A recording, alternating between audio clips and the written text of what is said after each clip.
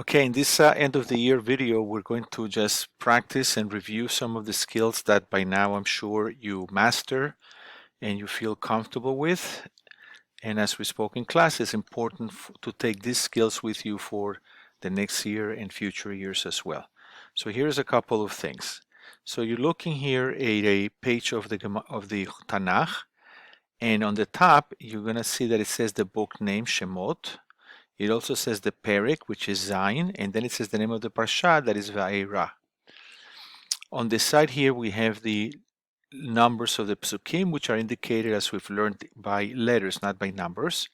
So, for example, in the top line, we are in Pasuk Havav, and it starts with the word Vayomer. The Pasuk continues, and it ends here at the two dots in the next line. So when it says here Chav Zayin, that's indicated that this next words, Ve'im Ma'en, that's the beginning of the next Pasuk, Chav Zayin. So again, this is the beginning of Chavav. The Pasuk ends here, and here Ve'im Ma'en is going to be Pasuk Chav Zayin. One more example. Pasuk Chav Zayin continues, and it ends here with the word Bat Sephardiim. This is the signal for the Sof Pasuk, the two dots. Chavchet means that Vesharat Sayaor is the beginning of the next Pasuk. Okay, let's take a quick look at how to divide a Pasuk. Again, this is something that we did many times, and you guys should be very comfortable with it. So, for example, when I look at any word in Tanakh, you will usually see that there is, besides the vowels, for example, here's an O, here's an E. This here is not a vowel. This little pointer is a musical note. Not all musical notes are stops. Okay, so we're going to focus just on the ones that are stops. So we go like this. Vayomer Hashem El Moshe, stop because of the two dots. So what I would do here is I would stop and translate. Vayomer Hashem El Moshe. Hashem said to Moshe. Next part of the pasuk. Bo El Paro. Here's the next stop. This one happens to be under the word. The other ones, as we've seen, are in top of the word, the other stops. So I would translate Bo el Paro, come to Paro. Next, Ve'amarta Eilav. Here's the stop, the diamond on top of the word. Ve'amarta Eilav, and you will say to him. Next part, Ko Amar Hashem.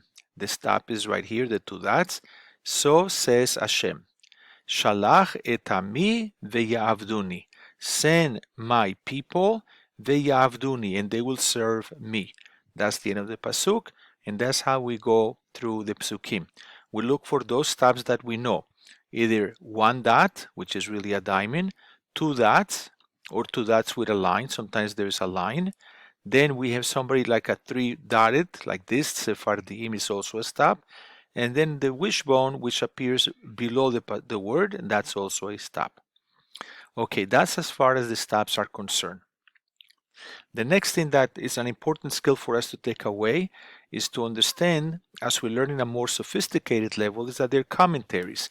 Commentaries are coming to address questions that we might be finding within the psukim. As we are reading now more carefully and learning and processing what we're learning, we might notice that there are questions. For example, something may not be clear, or something seems to be a repetition, things of that nature. So the Meforshim, the commentaries, will discuss that. So one of the main commentaries that we studied is Rashi. So here's the text of the Torah. The commentaries are below that text, and there are many commentaries in this Chumash. Here is Rashi. Sometimes Rashi is on this side. In some pages, Rashi is on the right side. The way you find them is because it says over here Rashi, as opposed to, for example, here it says Rasag, Rashbam, Maharam, Chizkuni, and so on. So we look for Rashi's title over here. Okay, now once we find the location where Rashi is, then, for example, on Pasuk, here's the Pasuk that he's quoting now, Chav Zayin, and he's looking at the words Ve'im Ma'en Ata. You notice that these words are bold, they're darker than the rest, because that shows you that these words came from the Pasuk. So if I went to the Pasuk, I would find them over here. Ve'im Ma'en Ata. Okay, Pasuk Chav Zayin, as we learned before, this is the beginning of the Pasuk. Rashi quoted the first three words, Ve'im Ma'en Ata. If you refuse. So the reason why Rashi quoted those words is because Rashi understands that you are going to be asking a question on those words. And therefore Rashi quotes them in order to discuss them and hopefully answer your question. By the way, here is a second Dibura Matchil. Right? This is Rashi's comment, and this is the next comment of Rashi. Ma'en is the next word from the pasuk that he's going to quote. Further, you'll find that he says Negev et kol gevulecha. This is also from the pasuk, and he's going to explain those words.